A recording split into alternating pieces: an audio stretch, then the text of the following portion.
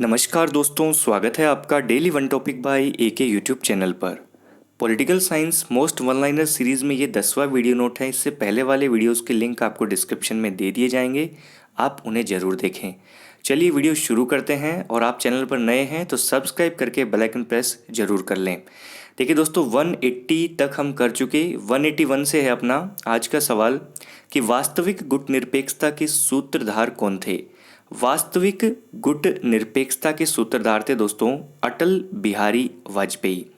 अटल बिहारी वाजपेयी मोरारजी देसाई की सरकार थी 1977 से लेकर 79, 1977 से 1979 के बीच में। इसमें अटल बिहारी वाजपेयी विदेश मंत्री की भूमिका में थे। किसमें थे? विदेश मंत्री की भूमिका में। उस समय उन्होंने असली गुट निरपेक्षता का परिचय दिया था। सवाल को ध्यान में रखिएगा। नेक्स्ट देखिए 182, ताशकंद समझौता कब हुआ था? तो ताशकंद समझौता हुआ था दोस्तों 10 जनवरी 1966 को। 10 जनवरी 1966 को। देखिए, भारत पाकिस्तान का युद्ध हुआ था 1965 में। उसको सुलझाया था सोवियत संघ की मध्यस्थता से। ठीक है, सोवियत संघ की मध्यस्थता से 10 जनवरी 1966 को इस युद्ध के बीच में समझौता करवाया गया। उस समय भारतीय प्रधानमंत्री थे लाल बहादुर शास्त्री और पाकिस्तानी राष्ट्रपति थे अयूब खां। इनके बीच में ताशकंद समझौता करवाया गया था। यहाँ पर लाल बहादुर शास्त्री जी की मृत्यु भी हो गई थी, ये भी आपको फैक्ट ध्यान में होगा। तो ताशकंद समझौता 10 जनवरी 1966 को हुआ था, और इसकी जो मध्यस्थता की थी वो सोवियत संघ ने की थी। ठीक है, ध्यान में रखिएगा। आपसे शिमला समझौता भी पूछा जा सकता है, तो वो भी प्लस में ध्यान में रखिएगा। 1972 में हुआ था शिमला समझौता। ठीक है, नेक्स्ट देखिए 183, जवाहरलाल नेहरू जी ने भारत की विदेश नीति के कितने आधार स्तंभ बताए थे? तो दोस्तों 3 आधार स्तंभ बताए थे नेहरू जी ने। शांति, मित्रता और समानता। शांति, मित्रता और समानता, ये नेहरू जी ने विदेश नीति के अंतर्गत 3 स्तंभ बताए थे। नेक्स्ट देखिए क्वेश्चन नंबर 184। आपको अभी तक वीडियो नोट अच्छा लगा है, हमारा प्रयास सही लग रहा है, तो आप इसे लाइक तो कर ही दीजिए। वह पहला देश कौन सा था जिसने सन 1954 में 1954 में कश्मीर मुद्दे पर पाकिस्तान को पूरा समर्थन दे दिया था? वो दोस्तों अमेरिका था। कौन सा देश था वो? अमेरिका। अमेरिका ऐसा देश था जो 1954 में कश्मीर मुद्दे के ऊपर पाकिस्तान के साथ खड़ा था, पाकिस्तान को पूरा समर्थन दे दिया था।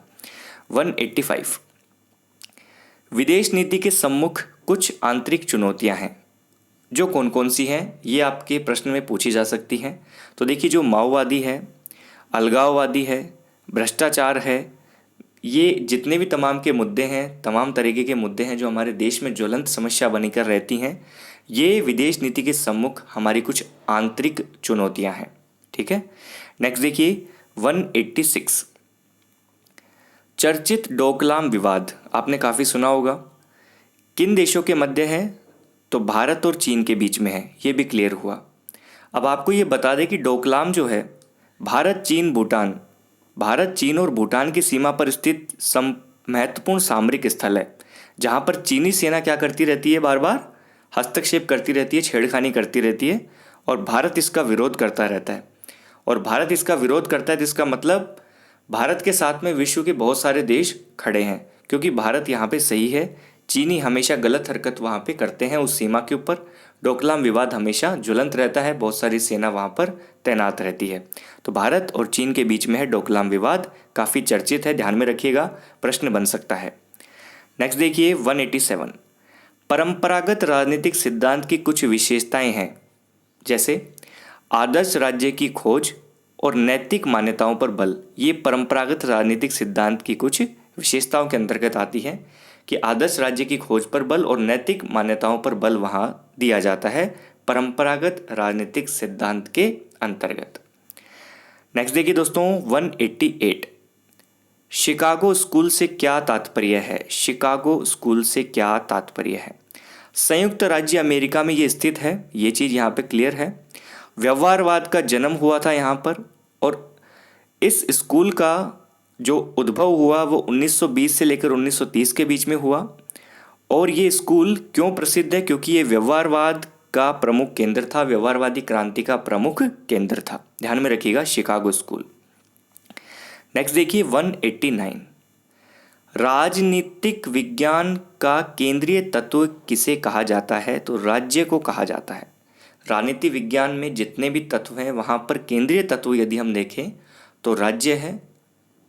राज्य को ही राजनीति विज्ञान का केंद्रीय तत्व की संज्ञा दी गई है। 190 देखिए, यह परिभाषा किसकी है कि जिस संप्रभुता को वकील लोग स्वीकार करते हैं उसके पीछे एक दूसरी प्रभु सत्ता है जिसके समक्ष कानूनी प्रभु सत्ता को सिर झुकाना पड़ता है। ये डायसी का कथन है। किसका कथन है? डायसी का। नेक्स्ट देखिए 191, यह कथन किसका है कि यदि प्रभु सत्ता की संपूर्ण धारणा त्याग दी जाए तो यह राजनीति विज्ञान के लिए स्थायी रूप से लाभदायक होगा।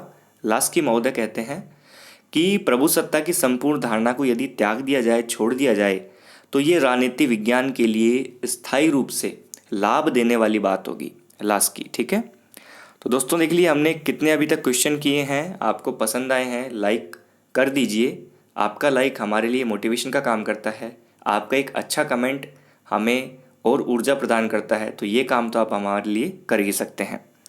192, राजीव जयवर्धने के मध्य समझौता कब हुआ? राजीव गांधी और जयवर्धने के मध्य 29 जुलाई 1987 को हुआ। ध्यान में रखिएगा, 29 जुलाई 1987 को हुआ था।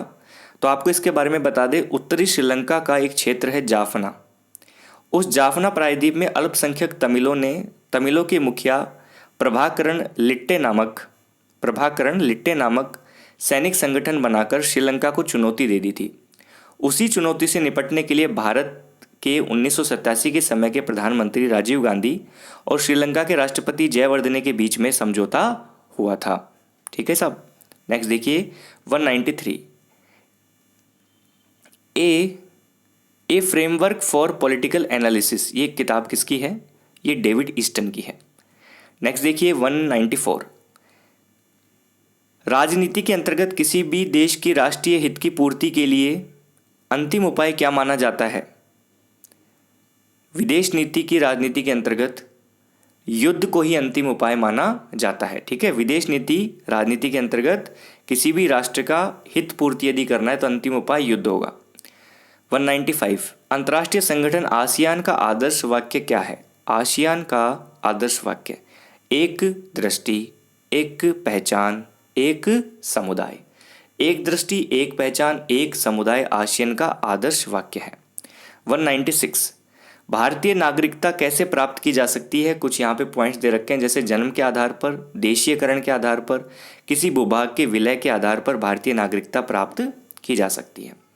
197, वह देश जिसने दोहरी नागरिकता का सिद्धांत स्वीकार किया हुआ है वो कौन है? संयुक्त राज्य अमेरिका। संयुक्त राज्य अमेरिका ने दोहरी नागरिकता के सिद्धांत को स्वीकार किया हुआ है। 198 देखिए दोस्तों, स्वतंत्रता तथा समानता का सर्वश्रेष्ठ सामान्य से प्राप्त करना संभव है। स्वतंत्रता और समानता को सर्वश्रेष्ठ सामान्य तरीके से प्राप्त करना है तो वो है लोकतांत्रिक समाजवाद के अंतर्गत। 199, भारतीय संविधान पर सबसे अधिक प्रभाव पड़ा तो वो भारत शासन अधिनियम 1935 का पड़ा। इसमें से बहुत सारी धाराएं यूं की यूं ले ली गई थी।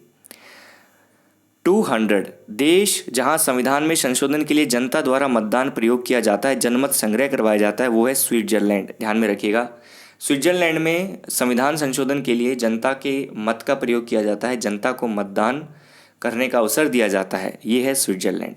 तो दोस्तों हमारे 200 क्वेश्चन यहाँ पे कंप्लीट हुए। इसी तरह आपके लिए वीडियो नोट आते रहेंगे, तो आप इस वीडियो को लाइक और शेयर अपने हर ग्रुप में इसे शेयर ज़रूर करें ताकि हमें हिम्मत मिले और काम करने की, और आप शेयर करते भी, इसके लिए आपका बहुत बहुत धन्यवाद। आपके अच्छे कमेंट्स के लिए धन्यवाद। वीडियो में कमी देख के अच्छे तरीके से कमेंट करने के लिए आपका बहुत बहुत धन्यवाद। मिलते हैं नेक्स्ट वीडियो नोट में। Thank you for watching.